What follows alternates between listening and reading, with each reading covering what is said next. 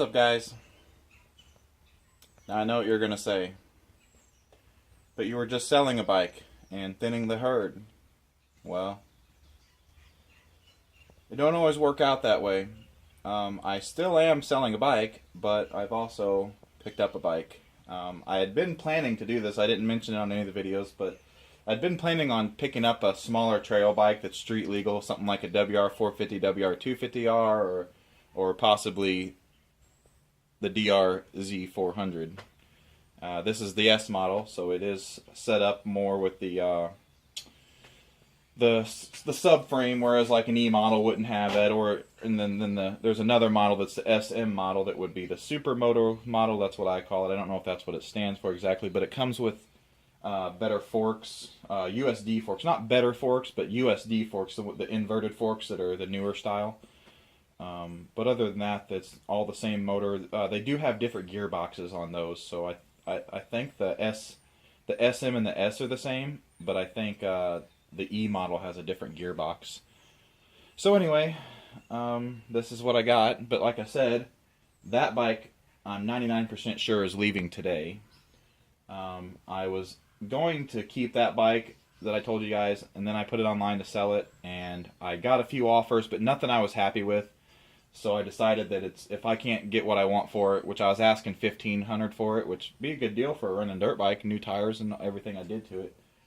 But I couldn't get the 15, and everybody wanted to lowball me around 1,000, and somebody was going to bring me 1,300, but I hadn't heard back from them. You know how that goes.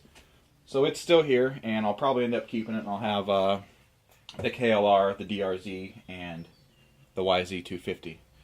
But back to this bike. I'm going to do a whole video on this bike, but I really wanted to do something to show you guys what's going on and everything. So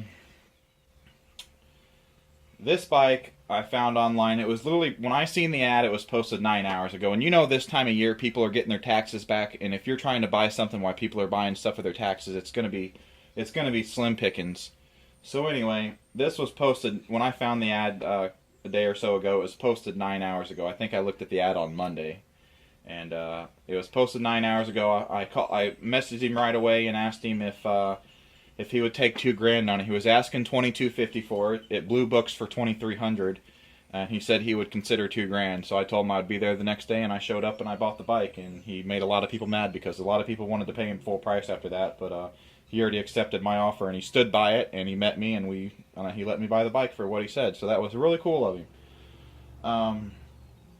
But the best part about this bike is that what it came with. I mean, it's a great bike. It's a 2001 DRZ 650 or 400S, and it's got 21,000 miles, which it's a 2001. You can imagine. But these Suzuki engines, these DRZ engines, are bulletproof. From what I've read, they're great engines, and they'll go a lot of miles. And it still runs great. This bike came with a lot of accessories, though. This rear rack came with it. This is not stock. I don't know how much that rack is, but I know it's not cheap. It's got a fender eliminator on there. It's got MSR bark busters on it already. It's got Pro Taper bars that I like. All this stuff I had to buy from every bike I've had. I've had to buy all this stuff. I didn't get a bike with it. And somebody made custom bash guards down there, both sides, CNC aluminum. I don't know if this is custom CNC, but I think that might be something ordered because it does have a logo on it, and I would say the custom CNC looks more rougher finish than that. So I would say that chain guard there is not something that the guy made at the same time, but it's possible. I mean, so anyway, I'll show you what I got with it that really makes it worth it. This Wolfman tank bag here, that's about $100 bag, guys. It's not cheap. It's one of the best tank bags you can get, and actually straps on instead of the magnetic ones that will fall off when you got an off-road bike. So I got that with it. That's a great bag. It's in really good condition too. There's no rips or tears. All the buckles are there. It's a pretty good deal. So now here I'll show you what else I got with it. So these are something I was going to order. I was going to order these for my KLR and that bike, so I could have some little saddlebags to go on it when I don't want this big stuff on there. I just want something little to hold littler stuff. So this is what came with the bike also. These are Giant Loop bags made by Giant Loop. this is the old model. There is a newer model, and all they really changed was the logo. Because see how you can't, once they get a little bit dirty, you can't really see their logo. So they actually added an embroidered patch up here. And that's the only difference between these and the new model that I could tell. But these are Giant Loop, and if you look these up, these are $100 bags. And that's if you don't get this optional bag here. So just for this side bag and that one, and it's all connected, it would be $200, and then you've got this optional middle bag, which this one at the time came with it already. So I don't know what the original price would have been, but now they offer you these side bags, and then this is optional for an extra price. So I've got it all there. So basically I got $200 worth of bags there, $100 in that bag if I had purchased them new, and then I gave $2,000 for the bike. So in my opinion, I gave $1,700 for it because I was going to buy those bags anyway. And I had been wanting one of those bags, especially that Wolfman. That's probably one of the best bags you could get. And just like this bag, this is one of the nicest ones you could get. These are actually made from Trucker's Tarp that I read. And if you know what Trucker's Tarp is, that stuff is all weather. It's great stuff. It doesn't fade with the sun or get damaged very easily. So that's made of military construction, military materials, and military fasteners. So all of these are military grade fasteners, so they're definitely made to last. So I'm super happy with that. The tires on it are basically new, though I will have to replace them because I'm going to want some off-road, and those are probably 90-10 or 90-10 street tires, and I'll probably be switching those out. The brakes on it are new. The chain looks good. It looks good. The sprockets look good, but I mean it's all neat and cleaned. And so I'll go through all that. I'm going to change the oil on it, change the coolant on it. I got to clean the carb. It does run great. It's a little rough because it's been sitting. He said there's some old gas in there, which I can take care of all that. I don't mind getting a deal on a bike and cleaning stuff out. You know, that's what I love to do anyway, guys. I love to be in the garage almost more than I like riding the bikes, and I love to ride the bikes. So yeah, I'm gonna get all that done and do some other maintenance here and there. And I've got with every bike that you pick up, there's certain little mods and stuff to make it better, to change things. Like there's one on here called a free power mod, and you can run a heavier gauge wire to the battery, so it actually allows you to have more cranking amps and whatnot. And then there's some other mods here and there for different things like that. So. He also put a new battery in it for me. When I talked to him the first time, he said the battery is about 3 years old and it was probably going to need replaced. But he said it when he went out to get it for me, it wouldn't start up and the battery had died. So he took one of his batteries out of his other DRZ and put it in there for me. And it's a USA battery. It's a really nice battery. And now it runs perfect. So he said that battery was about a year old when he purchased it. So I've got a battery that's basically new in my opinion, because those USAs will last quite a while. I think it's a sealed battery. I'll have to pull all the plastics off and check it. But yeah, there you go, guys. Let me kind of do a little bit of a walk around. But like I said, we're going to do a lot better video on this eventually. But this is my first bike that actually came with digital gauges.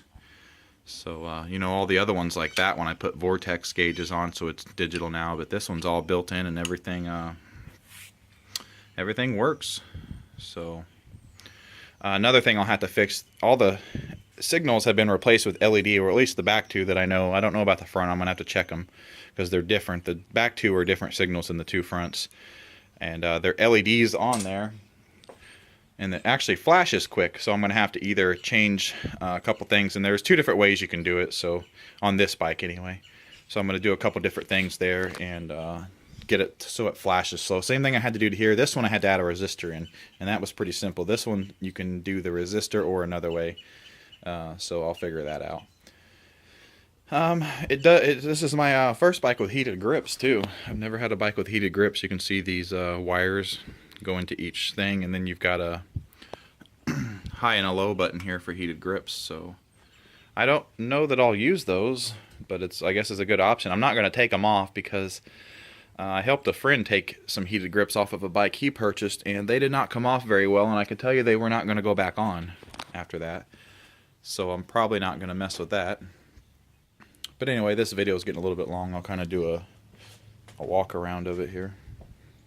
Stock exhaust still. I'm going to put a FMF header and a pipe on here just like the KLR. Hopefully we don't have the cracking like the KLR, because that pipe is sent out to warranty right now to get repaired. But yeah, pretty much stock, guys. I mean, it's you can see there's the other custom bash plate, so it looks like he CNC'd this and then drilled it out to make it lightweight and stuff, which it's already a billet aluminum, so it's not too bad. There's the company that the bags are made by there, Giant Loop and whatnot. So, but yeah, everything's in good shape. There's the steering lock. I've never seen a steering lock like that. Push it in and turn it and then pull it out and it locks it. Individual key for it. My first bike that's got oil in the frame. I said I would never get one of those bikes, but this is the one that's my first one with it. And the only reason I said I would never get one is if I ever had to pull the motor. That seems like more work to worry about a motor that's got a interconnecting oil frame, you know. But maybe it wouldn't be so bad if I ever had to pull this one day. But yeah, you've got 2 drain plugs on it too. You got to drain the frame oil, and you got to drain the case oil. So that'll be cool. But one thing I thought was weird, like, look how thick these forks are. And this is a bigger bike, so look how thick that fork is. I mean, that's probably, I don't know, 3-inch thickness there. And then look at this one. This has got to be, I don't know, 4 inches diameter or something. But man, I don't know why a 400 would need bigger forks than a 650, but maybe that's just between different manufacturers, so whatever. Looks like somebody had something on the front here, whether it was another light or a bag. I plan on having my fender bag up here. I love fender bags. Even though I may have enough room back here, but what I plan on doing, because this is only a 2-something gallon tank, I plan on carrying a liter of fuel on this side and a liter on that side, because it gets about 50 miles to the gallon. But on a 2.5 gallon tank, you're going what, 125 miles? So you're gonna need, so at least I got another gallon there. So that's another 50 miles worth of fuel, about, give or take, that I could carry with me in these 2 bags. And these bags are awesome because you don't have to have racks with them. See how they go down the side there and they just follow your subframe bar there. So you don't got to have racks and everything. So anyways, guys, I thought I would let you check out this bike and get to be the first to see it besides my Facebook. But my Facebook's not really a YouTube page. It's just whoever wants to add me, and then friends and family and that kind of thing. But you're welcome to add me there. But yeah, sticker board's still going good. If you got stickers, send them my way. Send me a message. I'll send you one of mine, and we'll get everything traded up. Sorry, the hose is blocking it. I got all this down over the weekend to do some stuff, so I'll have to fix all that hose now and get it out of the way. But anyway, guys, thanks for watching. Hope you like the new bike, and there's going to be some more videos on it to come. Especially we're going to take a video of the first ride once it's all together. I mean, I've already rode it, of course, but once everything's done. So thanks for watching, guys. Have a good one.